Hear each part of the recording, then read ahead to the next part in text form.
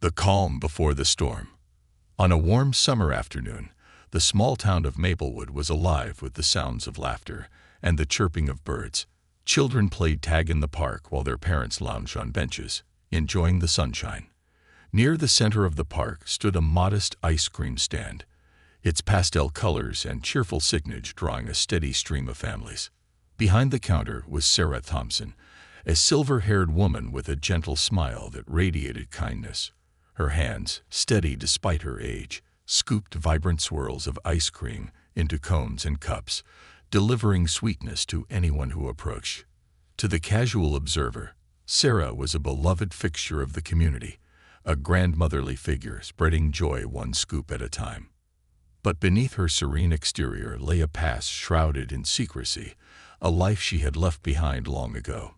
Few in Maplewood knew of Sarah's earlier years, where she wasn't just a woman with a knack for making perfect sundaes.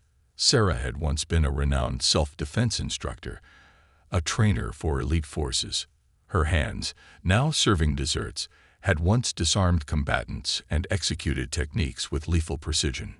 Today was meant to be just another peaceful day in the park. However, the faint rumble of motorcycle engines in the distance suggested otherwise. The noise grew louder, breaking through the tranquil atmosphere. Heads turned as a group of motorcycles roared into view, their chrome gleaming under the sun. The riders wore leather jackets emblazoned with the emblem of the Iron Fangs, a notorious biker gang known for causing trouble wherever they went. At the forefront was their leader, Jake "Crusher" Malone, a burly man with a cocky smirk that could curdle milk. His gang of 5 followed close behind, their loud laughter carrying across the park. Jake led them straight to Sarah's ice cream stand, the rumbling of their bikes halting conversations and silencing laughter. "Now, what do we have here?" Jake drawled as he dismounted, his boots crunching against the gravel path. He sauntered toward the stand, his eyes scanning Sarah with a mix of amusement and disdain. A little old lady running a sugar shack. How quaint. Sarah looked up from the cone she was preparing, her calm smile unbroken. "What can I get for you?" she asked evenly. Jake chuckled, leaning an elbow on the counter. "How about a little respect first? Maybe you hand over a free cone, and we'll see about keeping this stand safe." Behind him, the gang chuckled, their jeers echoing like hyenas. One of them, Benny, a stocky man with tattoos snaking up his neck, chimed in. "Yeah, Granny, you wouldn't want anything to happen to this cute little stand, right?" Sarah didn't flinch. Her gaze locked on Jake's, unwavering. "I believe the menu is posted there," she said, nodding toward the handwritten board listing flavors and prices.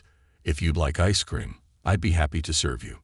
The gang fell silent for a moment, surprised by her composure. Jake's grin faltered before returning, this time sharper, like a predator sizing up its prey. "I don't think you understand, lady. This isn't about ice cream." "No," Sarah replied, her voice calm but firm. "It's about manners."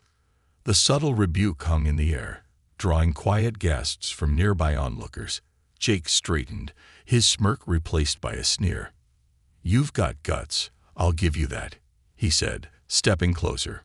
"But guts only get you so far." As he spoke, he placed a hand on the edge of the ice cream cart, tipping it slightly. Several cones toppled, their colorful scoops splattering onto the pavement. The gang howled with laughter. Sarah's lips pressed into a thin line, but she said nothing. Instead, she bent to retrieve the fallen cones, her movements deliberate and composed. Around her, the atmosphere had shifted. The cheerful park now seemed charged with tension, like the moment before a thunderstorm. Nearby, Marcus, one of the younger members of the gang, watched Sarah closely. Unlike the others, he noticed something unsettling in the way she carried herself, an unshakable calm that didn't fit the profile of an elderly ice cream vendor. It was the way her hands never trembled, how her eyes stayed locked on Jake's without a hint of fear.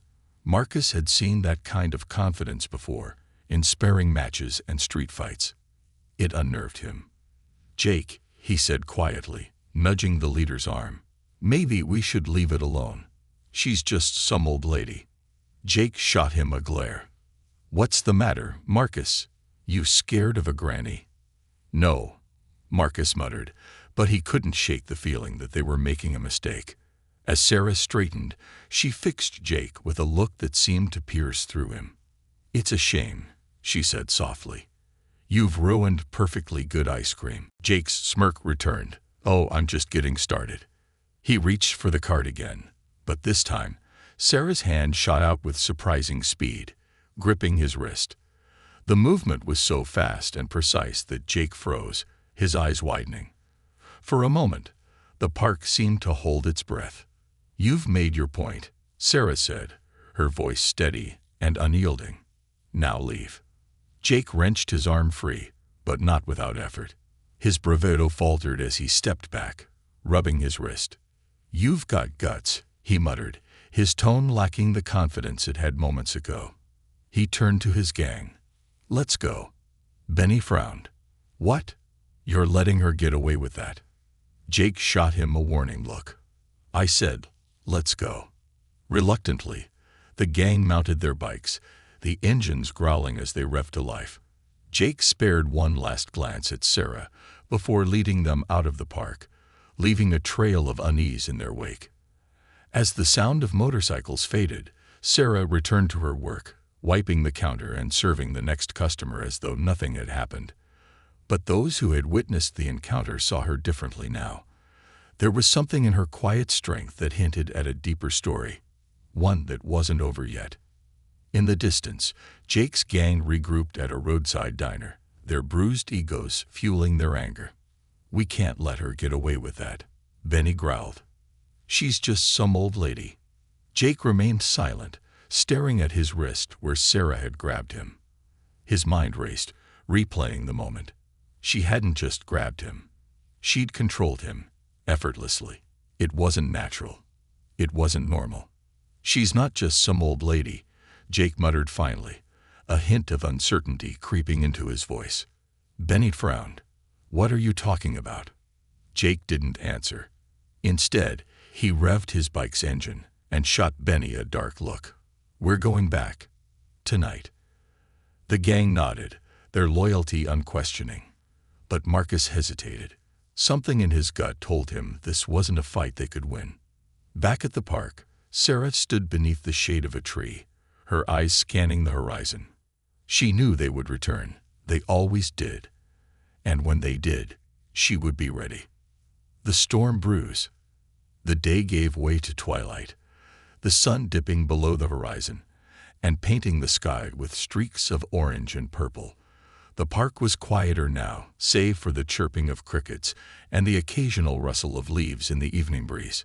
Sarah Thompson sat on the bench beside her stand, her apron folded neatly on her lap, her gaze fixed on the trees swaying gently in the distance. She wasn't alone. Hidden in the shadows of the tall oaks was a figure, a man she had noticed earlier in the day. Marcus, the youngest member of Jake's gang, had returned, but this time without his crew. He stood at a distance, watching her silently, his posture tense, as though debating whether to approach. Sarah knew he was there. She could feel his presence as surely as she felt the cool air on her skin. Years of training had honed her senses to detect even the faintest shift in her surroundings. She let him stand there, knowing he wasn't ready to speak. Meanwhile, at a rundown gas station on the edge of town, Jake's gang gathered in a haphazard circle. The dim fluorescent lights cast long shadows over their leather jackets, and the air was thick with cigarette smoke and simmering frustration. Benny leaned against his bike, his arms crossed tightly over his chest. I don't see why we're wasting time on this, Benny grumbled. She's just some old lady. We could have shut her down earlier if you hadn't. Jake shot him a sharp glare, cutting him off mid-sentence. If I hadn't what, Benny? His voice was low, but the threat in it was clear. You saw her. You felt it. She's not normal. The gang exchanged uneasy glances. It wasn't like Jake to second-guess himself, and hearing him admit uncertainty about a fight was unsettling. She got lucky, Benny argued, his bravado masking his unease. That's all. Jake exhaled slowly, his jaw tightening. He didn't believe it was luck. The way she moved, the way she held his wrist, it wasn't the reaction of a scared old woman. It was calculated, precise, and deliberate. He couldn't shake the feeling that he'd been played. Lucky or not, Jake said finally, "We're going back. Tonight. And this time, no games." Back at the park, Marcus had finally worked up the courage to approach Sarah. He stepped out from the shadows, his boots crunching softly against the gravel path. Sarah didn't look up, but she spoke, her voice calm and measured. "Long night ahead of you, isn't it?" Marcus stopped in his tracks, surprised. "You knew I was here." Sarah turned her head slightly, her eyes meeting his. "You've been watching me for 20 minutes. That's more patience than I expected." Marcus shifted awkwardly, stuffing his hands into his jacket pockets. "I'm not here to start trouble." "I know," Sarah said simply. "That's why I let you stand there." Her response caught him off guard, and for a moment, he didn't know how to continue. Finally, he sighed and took another step forward. "Look, I don't know what Jake's planning, but it's not gonna end well." Sarah tilted her head, studying him. "You think I don't know that? It's just, you don't seem like the type to." Marcus hesitated, searching for the right words. "Fight back." Sarah's lips curved into a faint smile. "And what type do I seem like?" Marcus opened his mouth, then closed it again. He had no answer. The woman in front of him didn't fit into any box he could think of. She was calm, unshaken, and unreadable, qualities that unnerved him more than he cared to admit. "You should leave this town," he said finally. "Tonight, before they come back." Sarah rose from the bench with deliberate grace, folding her apron over her arm. "Why would I leave my home?" "They're dangerous," Marcus insisted, his voice edging toward desperation. "Jake doesn't let things go." Sarah turned to face him fully, her gaze steady. "Neither do I." For a moment, Marcus stared at her, caught between admiration and fear. He wanted to say more, to convince her to leave, but the words wouldn't come. Deep down, he knew she wasn't going anywhere. She was rooted in this town, like the ancient oak trees that surrounded them, steadfast and unyielding. Without another word, Marcus turned and walked away, disappearing into the night. Sarah watched him go, her expression unreadable. Then she turned back to her stand, her movements slow but purposeful as she tidied up for the night. She wasn't worried. Jake and his gang didn't scare her, not because she underestimated them, but because she understood them too well. Men like Jake were predictable, and predictability was a weakness she knew how to exploit. By the time the bikers returned, the park was cloaked in darkness, the streetlights casting long shadows over the empty paths. Their motorcycles roared into the lot like angry beasts, their headlights cutting through the gloom. Jake dismounted first, his boots hitting the ground with a decisive thud. "She's still here," Benny muttered, nodding toward the faint light glowing inside the ice cream stand. Jake's jaw tightened. "Good." The gang spread out, surrounding the stand like wolves closing in on their prey. Jake approached the counter, his expression hard and determined. This time, there was no mocking grin, no playful taunts. He meant business. "Hey, lady," he called out, his voice slicing through the quiet night. "We're not done." Sarah stepped into view, her silhouette framed by the soft light inside the stand. She didn't look surprised to see them. In fact, she looked as though she'd been expecting them. "I didn't think you would be," she said calmly, stepping out from behind the counter. Her composure only fueled Jake's anger. He took another step closer, his fists clenching. "You're gonna regret making me look like a fool." Sarah's gaze swept over the gang, her expression unreadable. "You made yourself look like a fool. I had nothing to do with it." Jake's face darkened, and he lunged forward, his hand reaching for the cart. But before he could grab it, Sarah moved. It wasn't the movement of an elderly woman defending herself. It was the fluid, deliberate motion of someone who had spent years perfecting the art of combat. Her hand shot out, grabbing Jake's wrist and twisting it with just enough force to make him wince. Jake stumbled back, clutching his arm, his eyes wide with shock. The gang froze, their bravado replaced by hesitation. Sarah didn't press the advantage.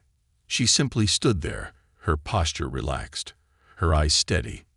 "This is your last chance to leave," she said, her voice low and firm. "Walk away." Jake hesitated, his pride warring with his growing unease. The gang exchanged uncertain glances, their confidence shaken. But Benny, still clinging to his bravado, stepped forward. "Or what?" he sneered. "You're gonna take us all on." Sarah's gaze shifted to him, and for a moment, the weight of it made him falter. Then, with deliberate slowness, she stepped away from the cart and removed her apron, folding it neatly and setting it on the counter. The air seemed to grow heavier, charged with an unseen energy. Sarah didn't need to raise her voice or make threats. Her actions spoke louder than any words could. "You'll find out," she said simply. For the first time, the gang began to understand that they had underestimated her, and by the time they realized just how much, it would already be too late. The battle begins. The night air was thick with tension as the gang stood frozen, their bravado dissolving under Sarah's unwavering gaze. The faint hum of cicadas filled the silence, mingling with the low rumble of their motorcycles still idling in the distance. Jake's hand flexed unconsciously where Sarah had grabbed him, the dull ache a reminder that this wasn't going to go the way he had planned. Benny, who had stepped forward moments earlier, glanced over his shoulder at the rest of the gang. Their usual smirks and confidence were nowhere to be found. Even Marcus, who rarely voiced concerns, stood stiffly to the side, his eyes darting between Jake and Sarah, like a man watching a ticking bomb. "She's bluffing," Benny growled, more to himself than anyone else. His knuckles cracked as he tightened his fists. "She's just an old lady." "Then why don't you take the first swing?" Marcus muttered under his breath. He wasn't a coward, but something about Sarah, the way she carried herself, the absolute calm in her demeanor, set his nerves on edge. He knew danger when he saw it, and she radiated it in a way he couldn't explain. Jake straightened his jacket, pushing aside the sting of humiliation from their earlier encounter. He stepped forward again, his voice loud and commanding to mask the unease creeping into his chest. "You've got one last chance to apologize, lady. Otherwise, we'll shut this little stand down for good." Sarah's lips curved into a faint smile, one that didn't quite reach her eyes. "An apology," she said, her voice soft but edged with steel. "I don't owe you one, but you're about to owe this town a lot more than an explanation." Her words hung in the air like a challenge, and Jake took the bait. With a guttural growl, he lunged forward, aiming to grab her by the arm and force her into submission. But Sarah wasn't there when he reached for her. She moved faster than anyone expected, fluid, precise, and impossibly quick. Her body shifted to the side, her foot sweeping out to catch Jake's shin. The momentum of his charge worked against him as he tripped, stumbling forward with a strangled shout. Before he could recover, Sarah's elbow connected sharply with his back, sending him sprawling onto the gravel. The gang stood dumbfounded as their leader hit the ground. Jake groaned, rolling onto his side and glaring up at Sarah with a mix of pain and disbelief. "What the hell?" "You made a mistake," Sarah said, her voice steady as she stepped back into position. "You assumed I couldn't fight."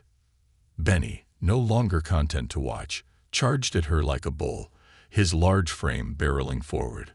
But Sarah didn't flinch. She waited, her body relaxed, her eyes tracking his every move. When he was within reach, she pivoted on her heel, sidestepping his attack and using his own momentum to drive him off balance. Her hand shot out, grabbing the back of his jacket and yanking him down with a force that sent him crashing into the ground beside Jake. The park was alive with the sound of scuffling boots and grunts of pain. Onlookers who had been lingering at a safe distance began to gather, their curiosity outweighing their fear. Murmurs spread through the growing crowd as they watched the scene unfold, a lone woman, outnumbered and outmatched in size, dismantling her attackers with surgical precision. "Get her," Jake snarled, scrambling to his feet. His voice was hoarse, the frustration evident. Two more gang members hesitated before rushing in together, deciding that strength in numbers would give them the advantage.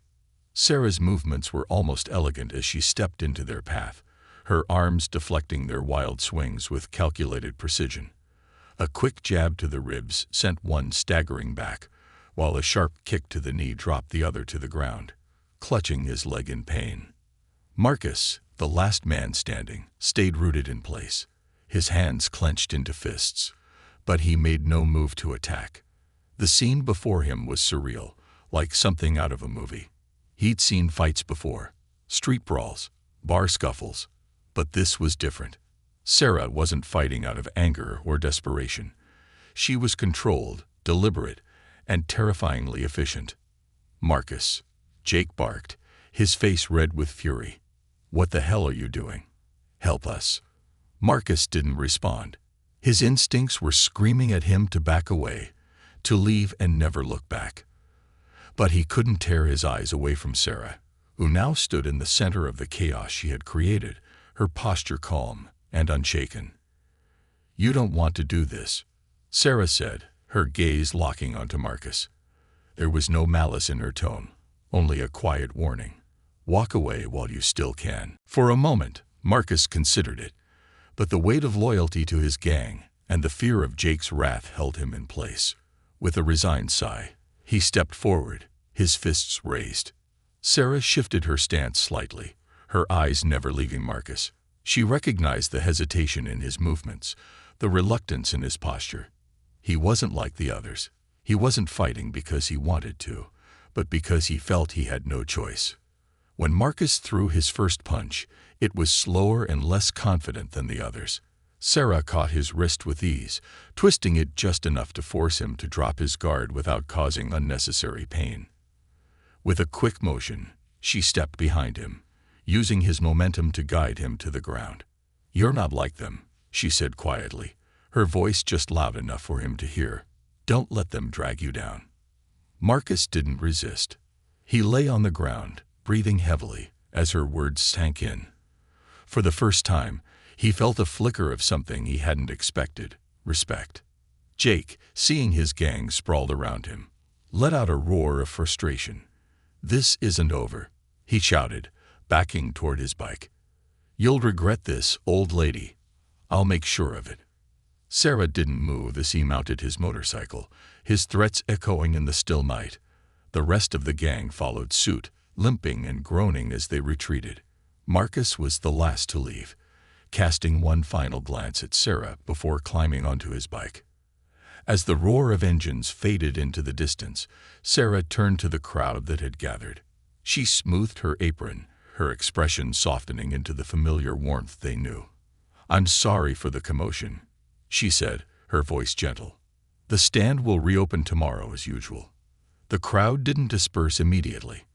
They whispered among themselves, exchanging incredulous looks. The sweet, unassuming ice cream vendor they thought they knew had just defended herself against an entire biker gang. And won. As Sarah began to tidy up her stand, she felt a small hand tug at her sleeve. She looked down to see a young boy with wide, curious eyes.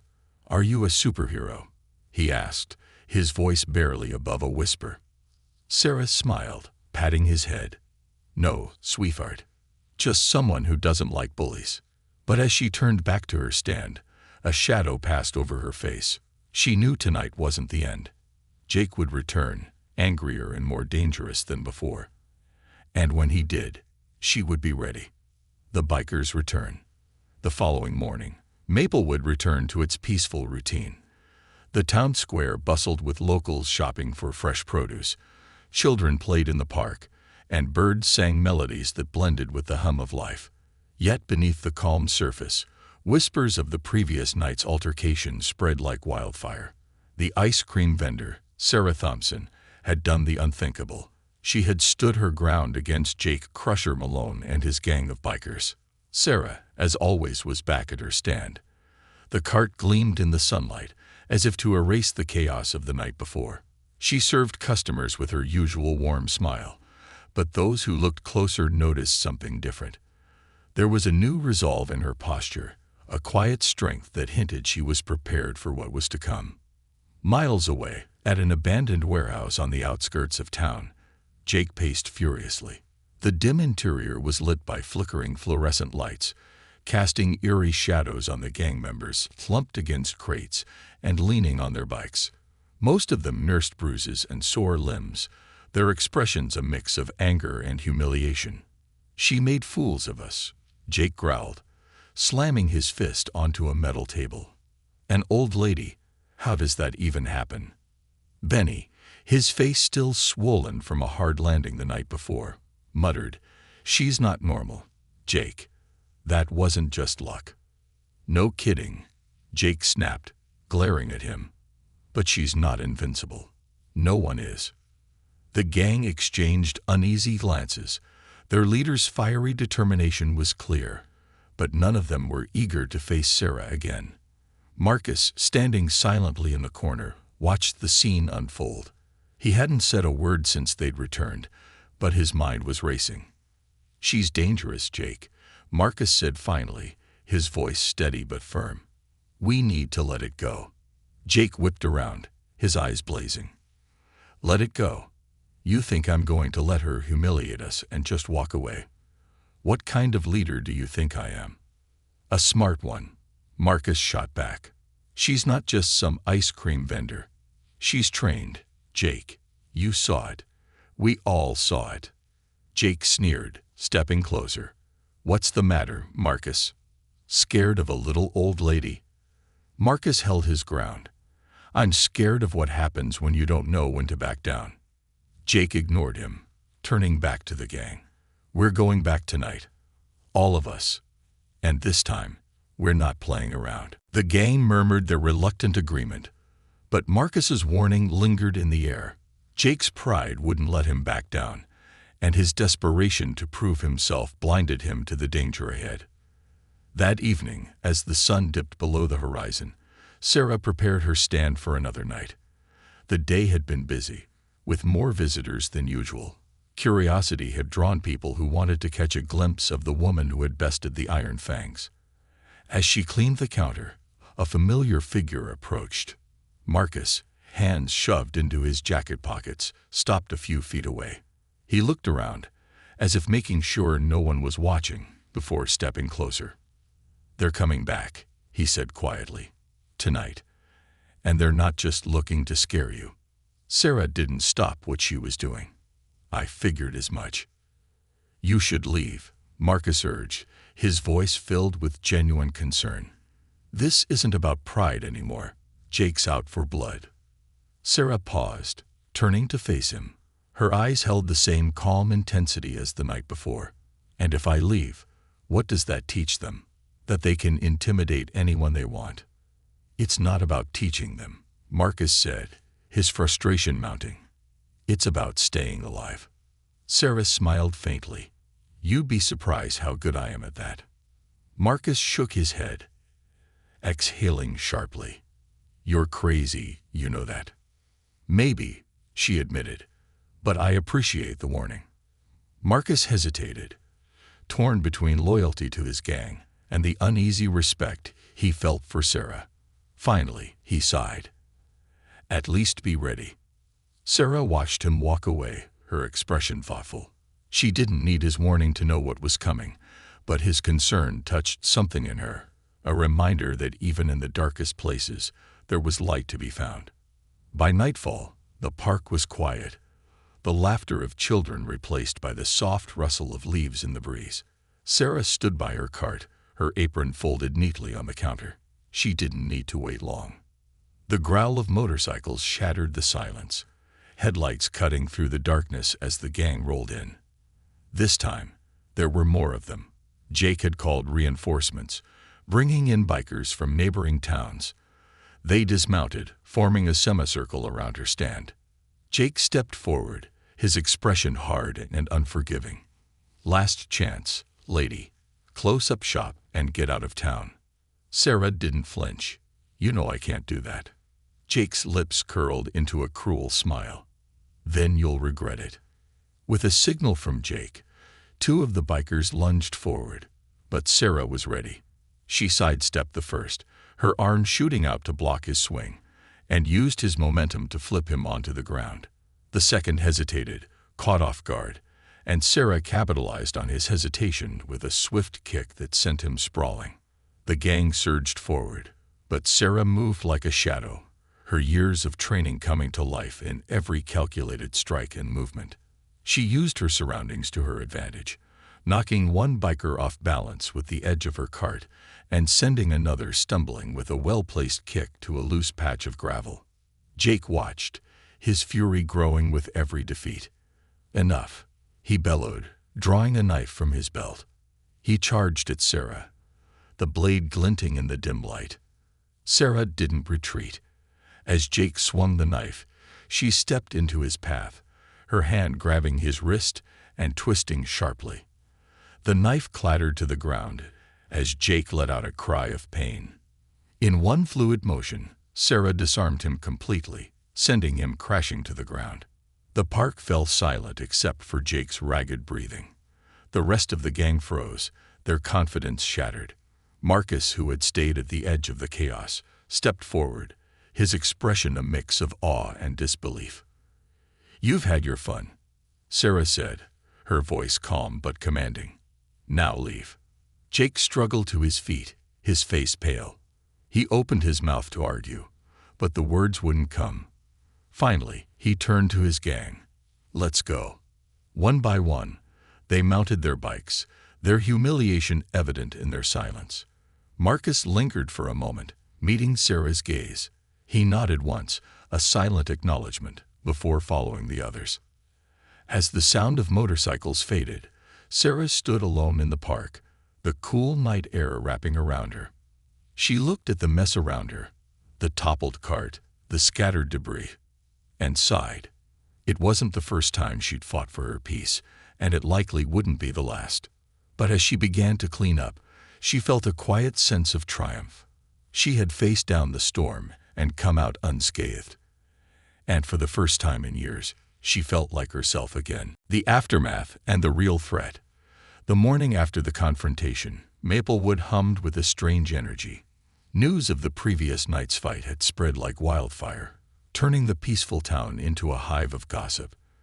At the diner, on street corners, and even in the park, people whispered about the elderly ice cream vendor who had single-handedly taken down the Iron Fangs. For Sarah, the day began as usual. She was up early, her apron freshly laundered and her stand polished to perfection. As she set up for the day, passers-by greeted her with a mix of admiration and curiosity. Some thanked her for standing up to the bikers, while others looked at her as if seeing her for the first time. But beneath the surface of the town's admiration was a growing tension.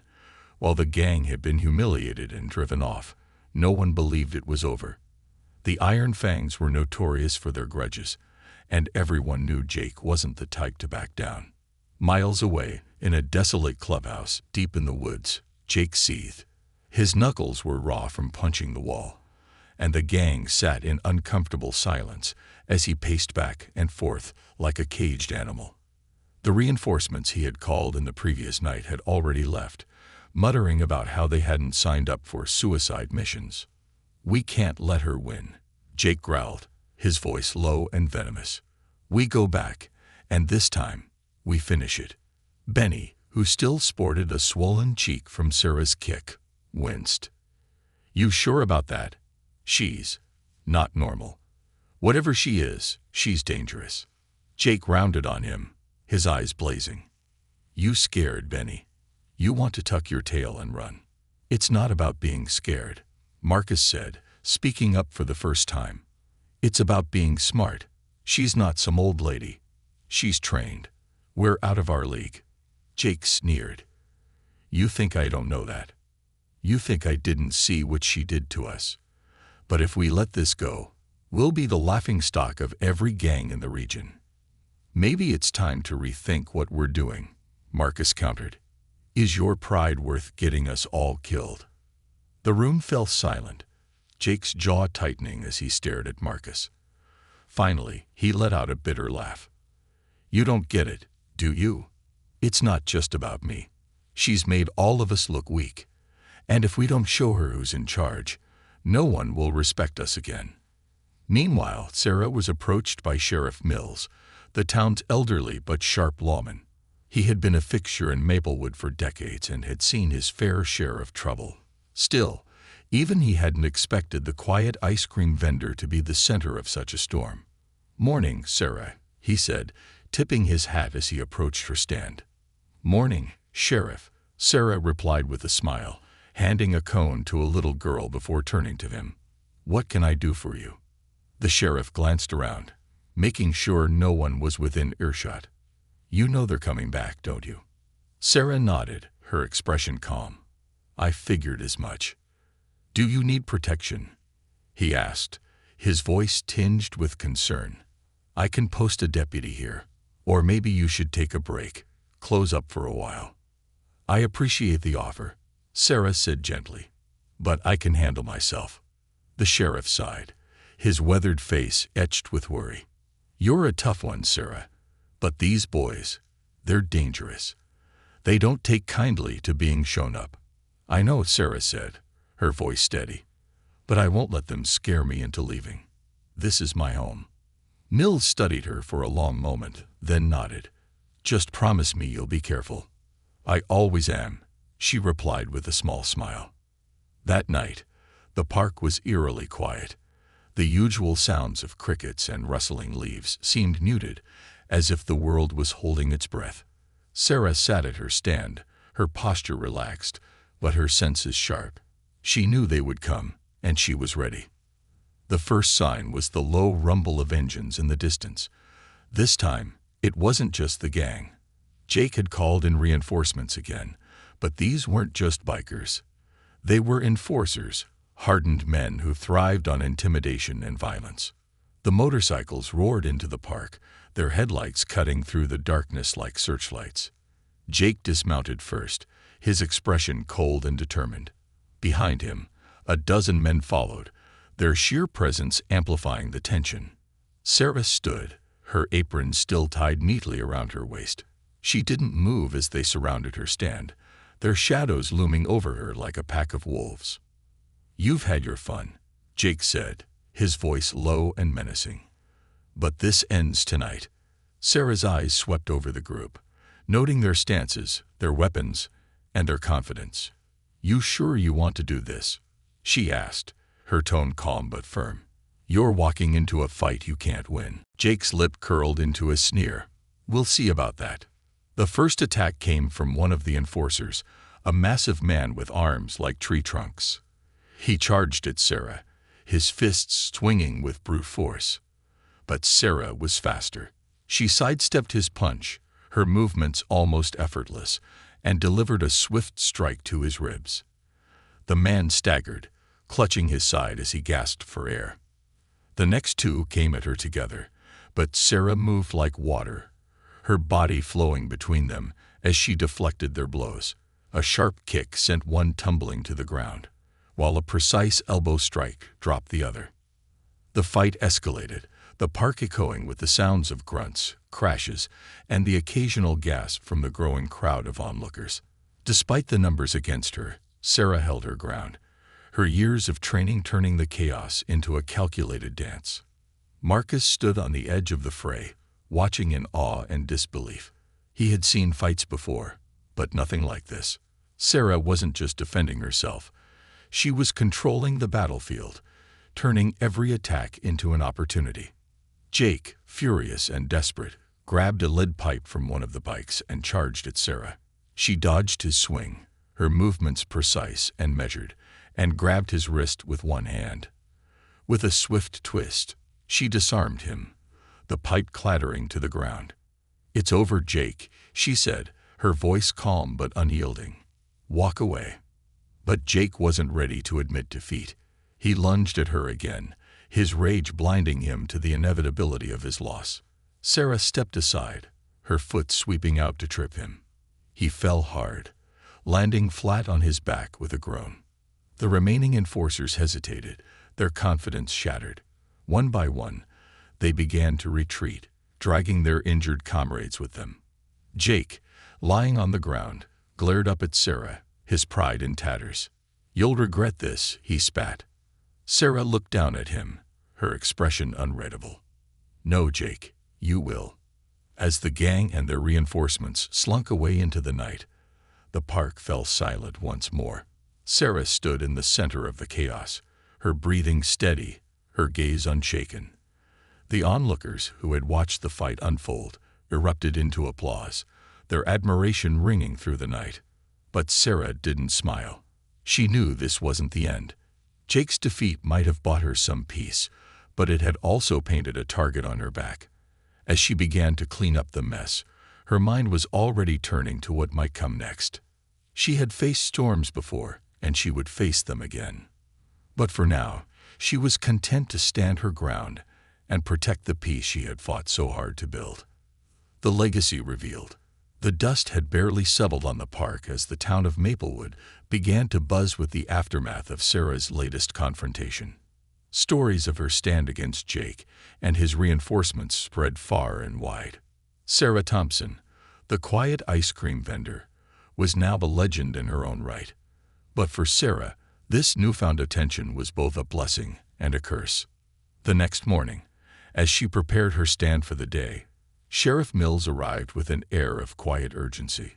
His patrol car idled a few feet away, and his weathered face bore a mix of worry and respect. "Sarah," he began, tipping his hat, "you've made quite the impression, but this isn't over. Jake's not the type to walk away quietly. And now, word's spreading. You've got people asking questions, dangerous people." Sarah looked up from her work, her calm demeanor unwavering. "What kind of questions?"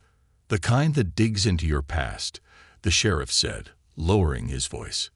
"People want to know who you really are. And if what I'm hearing is true, you've got a lot more history than an ice cream cart." Sarah sighed, her eyes drifting to the horizon. "I've tried to leave that life behind." "Maybe so," Mills replied, "but it looks like it's found you again." That evening, as the sun dipped below the horizon, Sarah closed up shop earlier than usual. The events of the past few days weighed heavily on her, not because of fear, but because of what they might force her to become again. For years, she had lived a quiet life, far removed from the chaos and violence that had defined her earlier years. But her past was no longer content to stay buried. As night fell, Sarah sat alone in her modest home, sipping tea and staring at an old photograph. It was a black and white image of a younger version of herself, standing alongside a group of men and women in military uniforms. Their faces were hard, their eyes sharp. These were the people she had trained, the soldiers who had looked to her for guidance and strength. The photograph was a relic of a time when she had been known as Shadowhawk, a name whispered with both reverence and fear. She had been one of the most skilled self-defense and combat trainers in the world, her techniques sought after by elite forces and law enforcement agencies. Her expertise had saved lives, but it had also cost her more than she cared to admit. Her thoughts were interrupted by the low growl of an engine outside. Rising from her chair, Sarah moved to the window, her sharp eyes scanning the darkness. A single motorcycle idled in the driveway, its rider shrouded in shadows. She recognized the figure immediately. Marcus. She opened the door before he could knock, her expression neutral but expectant. "You're alone." Marcus nodded, stepping off the bike. "Yeah, Jake doesn't know I'm here." "What do you want?" she asked, leaning against the doorframe.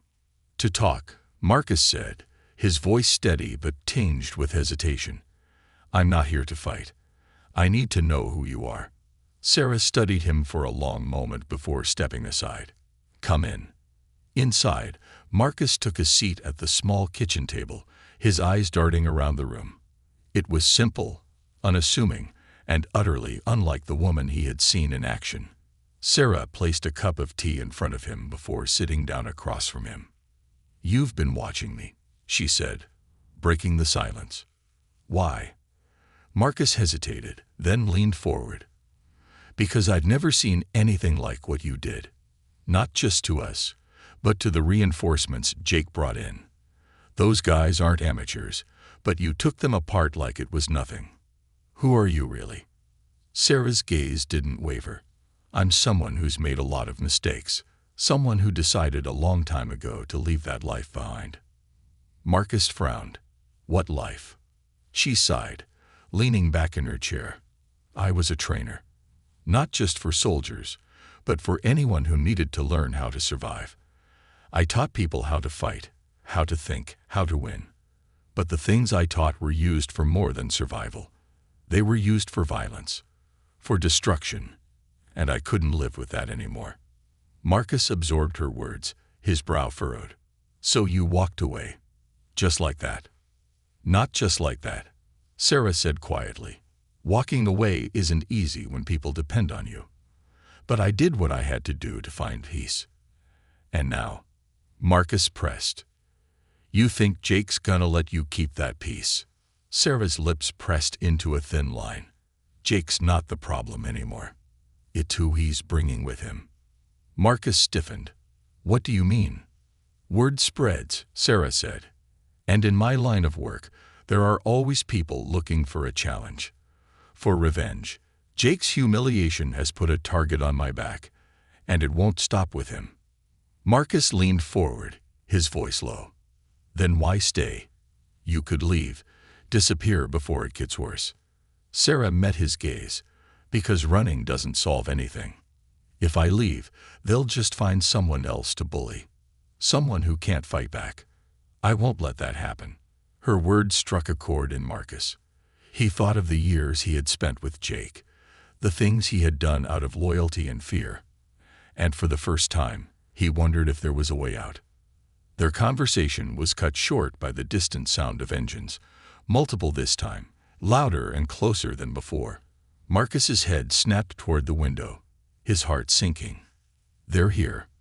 Sarah rose from her chair, her movements calm and deliberate. You should go. I'm not leaving, Marcus said firmly. Not this time. Sarah glanced at him, a flicker of something unreadable in her expression. Then stay out of the way. She moved to the door, her body language shifting as if a switch had been flipped. The calm, unassuming ice cream vendor was gone. In her place stood the woman who had once been known as Shadowhawk, ready to face whatever came next. The motorcycles roared into view, their headlights slicing through the darkness. Jake was at the forefront, flanked by men Sarah recognized immediately. Mercenaries, not bikers. These were men who had fought wars for money, their skills honed by years of violence. Jake dismounted, his smirk replaced by a look of grim determination. You didn't think I'd let this go, did you? Sarah stepped forward, her posture relaxed but unyielding. You should have. The mercenaries spread out, their movements coordinated and precise. Marcus watched from the shadows, his stomach churning as he realized just how outmatched they were. But Sarah didn't flinch. She took a deep breath, her eyes narrowing as she assessed her opponents. This wasn't just about survival anymore. It was about sending a message that would echo far beyond Maplewood. As the first mercenary stepped forward, Sarah moved like lightning, her years of training coming to life in a blur of calculated strikes and fluid motion. For every attack, she had a counter. For every move, she was 2 steps ahead. Marcus watched in awe as Sarah dismantled the mercenaries with precision and grace. Jake, realizing he had underestimated her yet again, shouted for the remaining men to attack all at once. But it was too late. Sarah was unstoppable. When the dust settled, the mercenaries lay defeated, groaning and clutching their injuries. Jake stood alone, his face pale as he realized he had no one left to hide behind. Sarah approached him, her expression calm but unrelenting. It's over, Jake. Leave and don't come back. Jake swallowed hard, his pride shattered. Without a word, he turned and fled, his motorcycle disappearing into the night. As the silence returned, Marcus stepped out of the shadows. That was incredible. Sarah glanced at him, her eyes softening. It's not about being incredible. It's about doing what's right. Marcus nodded slowly, understanding more than he ever had before. For the first time, he saw a path forward, one where he didn't have to follow Jake's lead. As the first light of dawn broke over the horizon, Sarah stood in the park, her silhouette framed by the rising sun. She had defended her home, her peace, and the town she had come to love. And though the fight wasn't over, she knew she was ready for whatever came next. Because Sarah Thompson, once Shadowhawk, now an ice cream vendor, had never forgotten who she was. And she wasn't about to let anyone else forget it, either.